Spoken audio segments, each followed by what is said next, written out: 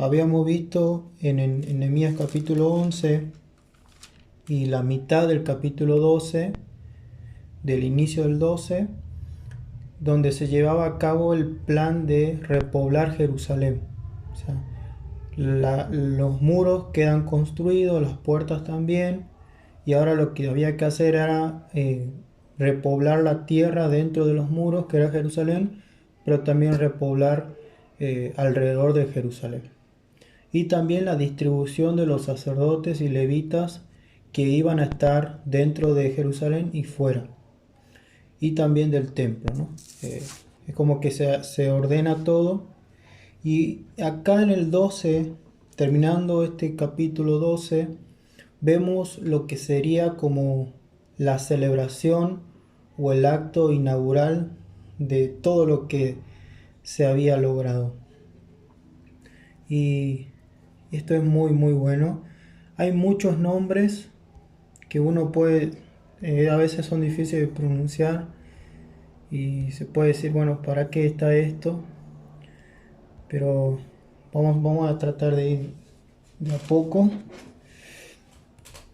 Pero más que nada era, bueno, el título es nuestro principal propósito.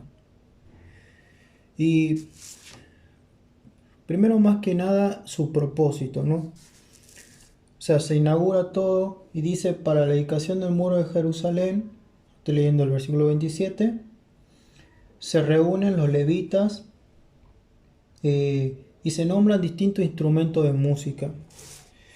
Entonces, el propósito principal de toda esta ceremonia que iba a suceder era celebrar el nombre del Señor, celebrar por todo lo que el Señor era.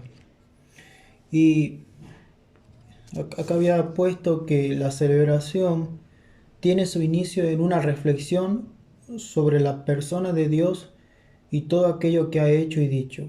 Es decir, que esto que estaban haciendo los judíos no era solamente instrumentos, cánticos y buscar sentir emociones, sino que esa celebración era una reflexión sobre lo que Dios es y lo que Dios había hecho y dicho, no solamente por Nehemías, desde que Nehemías llegó a Jerusalén, sino antes de eso. Y es hermoso porque es como que lleva al pueblo y a todas las personas a reflexionar acerca de lo grande que es Dios. Ahora, algo muy, muy interesante es que acá vemos coros. El versículo 31 dice: luego hice subir a los príncipes de Judá sobre el muro y puse dos coros grandes que fueron en procesión. Como decía el hermano Adolfo, o sea, había como una organización, digamos, como una mega celebración muy, muy ordenada. Y por un lado había un coro y por otro lado había un coro. Por un lado habían sacerdotes y levitas y por otro también. Pero también habían variedades de instrumentos musicales. Y dice, bueno, era una procesión que iba alrededor de los muros y que terminaba en el templo, o sea, que terminaba esta procesión en el templo. Y el versículo 40 dice: llegaron luego los dos coros a la casa de Dios, o sea, el templo, la casa de Dios, era el propósito final para celebrar. No sé si ustedes recuerdan cuando Salomón consagra el templo, que todo el pueblo estaba alrededor del templo y la presencia de Dios, bueno, la famosa oración de Salomón, pero toda la presencia de Dios desciende, ¿no? Era muy parecido esto. Algo muy interesante es que no dice el texto qué dijo el pueblo, pero no hay duda de que las acciones de gracia del pueblo hacia Dios eran específicas. Ahora, si nosotros recordamos del capítulo 1, de que Dios llama, desde que Dios usa al hermano de Nehemías, Ananías, en Susa, en Persia, y después Nehemías ora, después Nehemías, el famoso, el rey de Persia que lo deja salir. O O sea, si vemos los conflictos que tuvieron para construir el muro, el tema del dinero, el tema de la pobreza, la repartición de la tierra, el arrepentimiento del pueblo, o sea, si vemos todo lo que el pueblo vivió, no hay duda de que había muchos motivos específicos el cual el pueblo podía agradecer a Dios. Y de alguna manera esto también se aplica a nosotros, porque hay muchas acciones de gracias que podríamos dar a Dios en este presente. Si nos pusiéramos a pensar no solamente en nuestra vida, sino en todo lo que nos rodea. Y ver que hay más situaciones positivas que negativas. Pero también saber que las negativas tienen un propósito, que es eh, llevarnos a ser más dependientes del Señor, ¿no? Eh, otra característica de esta dedicación de los muros era también reconocer que, que toda la obra que se hizo, toda la mano de obra que se metió ahí, eh, era al final la mano de Dios. Es decir, que todo lo que ellos pudieron hacer no pudo haber sido posible si Dios no estaba. Habíamos visto que para construir el muro era imposible. Una, porque no había recursos, Dios provee los recursos, no había alguien que pudiera liderar o pudiera llevar a cabo tremendo proyecto, Dios proveyó no solamente de Nehemías, sino de otras personas. No había alguien que amara la ley de Dios y Dios proveyó a través de Esdras y los sacerdotes. Eh, Jerusalén estaba rodeado de pueblos enemigos, eran perseguidos, calumniados, y si hubiera visto una guerra, quizá hubieran perdido, pero Dios protegió todo. Entonces es como que, sí, ellos se esforzaron, pusieron su parte, pero si no hubiera estado la mano de Dios detrás de todo, no se hubiera logrado nada. Y esto quizás se identifica con nosotros, que todo lo que nosotros hemos construido en nuestra vida, que todo lo que nosotros tenemos, de alguna manera Dios, Dios está detrás. Y eso es un gran motivo de celebrar y de dar gracias a Dios. Ahora veamos un poquito la naturaleza de la adoración que estaba pasando acá. Y el versículo 43 es muy interesante. Y bueno, como 43 dice, y sacrificaron aquel día numerosas víctimas, o sea, animales en el templo, y se regocijaron porque Dios los había recreado con grande contentamiento. Se alegraron también las mujeres y los niños, y el alborozo de Jerusalén fue oído desde lejos. No hay duda de que la adoración y la expresión de alegría del pueblo era de alguna manera de realmente que era genuino lo que el pueblo estaba experimentando. En el libro de Esdras también vemos estos acontecimientos. También hemos visto un poco cuando el pueblo escucha la ley de Dios, se arrepiente y después hay una fiesta y celebran la fiesta de las enramadas o los tabernáculos.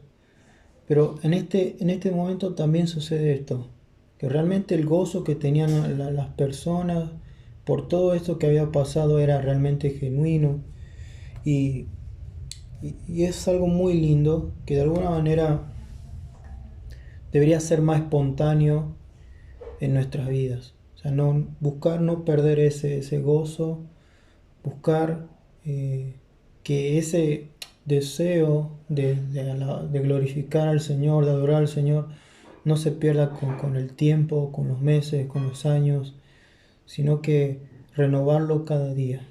Por más que hay días difíciles o temporadas duras, o alguien diría la temporada de las vacas flacas, pero saber que Dios está ahí también, ¿no? Y eso es algo muy, muy bueno. Algo muy interesante también son las variedades. ¿Qué quiero decir? Por ejemplo, el versículo 28 dice que, bueno, buscaron a todos los levitas y a todos los músicos que había de todos los lugares para traerlo a Jerusalén. Y dice para hacer la dedicación en la fiesta con alabanzas y con cánticos. Y acá nombra algunos instrumentos: címbalos, salterios, cítaras. Eh, Después, a ver, bueno, el versículo 35 habla de los hijos de los sacerdotes. Ellos usaron trompetas, que dice, y de los hijos de los sacerdotes que iban con trompetas. También tenemos versículo 36, y sus hermanos Semaías, Sarael, Milalai, Gilalai, Maai, Natanael, Judá y Araní. Y dice, con los instrumentos musicales de David, varón de Dios. O sea, los instrumentos musicales. Bueno, se cree que en el tiempo del reinado de David, bueno, David no solamente fue un rey, sino también fue un adorador a Dios, y que él creó muchos instrumentos musicales. Entonces, también se usaban esas cosas. Y lo interesante de esta variedad es que cada instrumento era diferente, sonaba diferente, pero todo iba hacia un mismo propósito, que era celebrar y dar gracia al Señor. Y, y esto es muy interesante porque no es tanto lo que nosotros tengamos o lo que Dios nos haya dado, sino que todo lo que tenemos es para que podamos compartir con la iglesia, con el cuerpo, pero también de que todo lo que los dones que Dios da a cada uno, como Él quiere, se complementan hacia un mismo propósito. Y eso es el propósito principal que debemos buscar tener como miembros de la iglesia. Eh, a ver, y otra cosa más, sí, eso. Bueno, su preferencia. Esto es muy interesante también. Por ejemplo, me refiero más que nada a que más allá de las cualidades o los dones que cada uno tenía, o lo que hacía, o el rol específico que cumplía en esta ceremonia, había algo muy importante, que era el corazón, lo interior. Y el versículo 30 dice, y se purificaron los sacerdotes y los levitas. Recordemos que la purificación era por ritual de... Había un distinto tipo de rituales de purificación, que eran purificaciones externas, pero también tenían un principio interior, ¿sí? O sea, un sentido de purificación dentro del corazón. Y las personas que en primer lugar lo hicieron fueron los que servían en el templo, los sacerdotes, los levitas, y después dice, purificaron al pueblo, ¿sí? El pueblo también se purificó, y las puertas y el muro.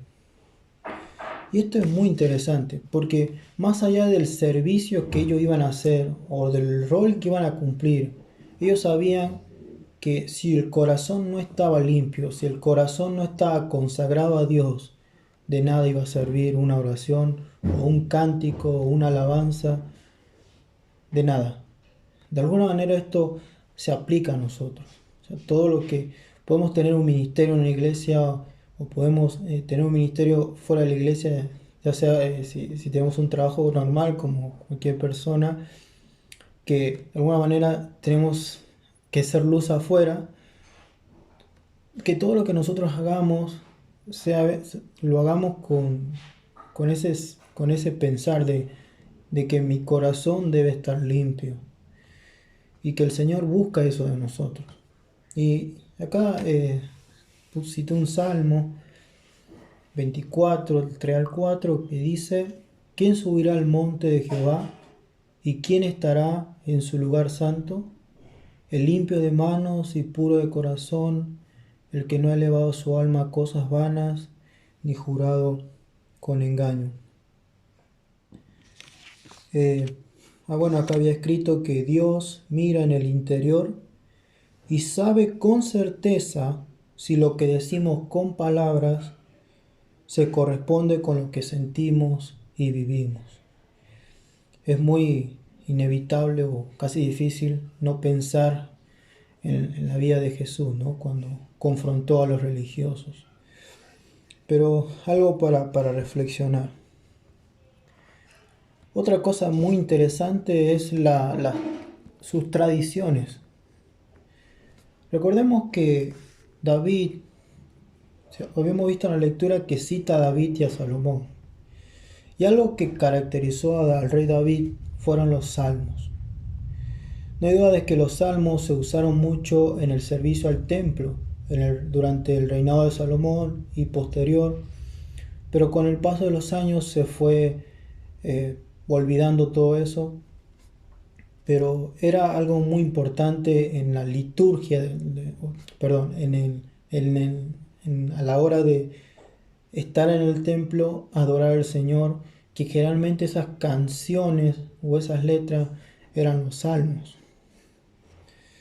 Y esto es algo muy interesante. Si vimos que en la lectura hay muchos nombres que son a veces difíciles de pronunciar, pero esto está muy relacionado con una herencia de músicos, de cantores, de sacerdotes y levitas. Es decir, que lo que ellos estaban haciendo, los cánticos, las alabanzas que ellos estaban haciendo, estaba de alguna manera respaldada por la tradición de sus antepasados, que eran los que servían en el templo antes. Entonces es como que se respetaba eso y era algo muy lindo.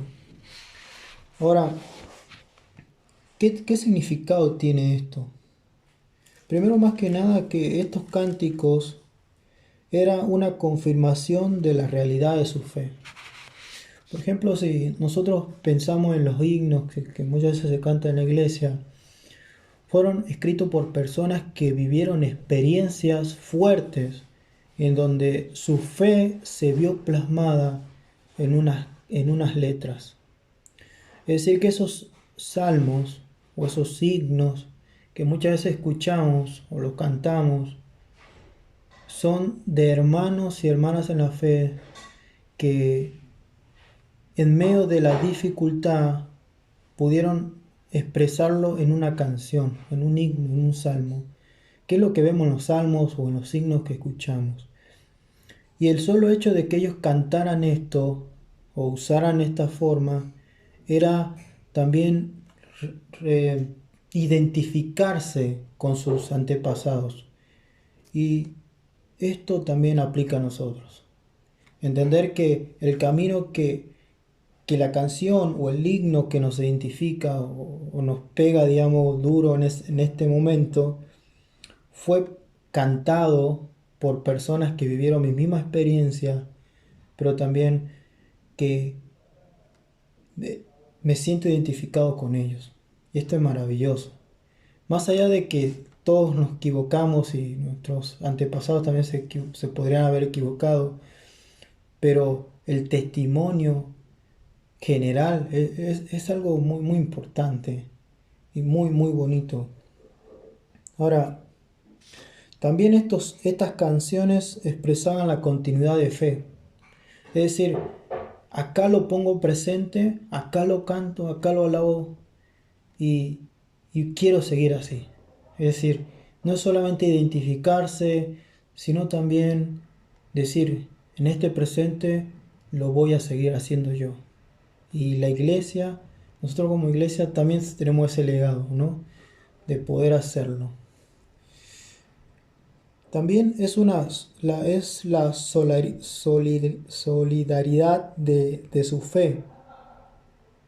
Es decir, como decía, que cuando se celebra o se hace este tipo de himnos, cantos, salmos, es también ser solidario en el sentido de que algún día veremos en el cielo a aquellas personas que cantaron estas canciones, pero también que, que de alguna manera somos solidarios con este sentido, ¿sí? Porque vivimos las mismas experiencias que otras personas ya han vivido en este mundo. Y esto es muy bueno, esto es muy bueno. Ahora, lo siguiente es la unidad. ¿Por qué? A ver, más que nada, más que nada de la unidad es porque había sido este momento una situación para estrechar lazos.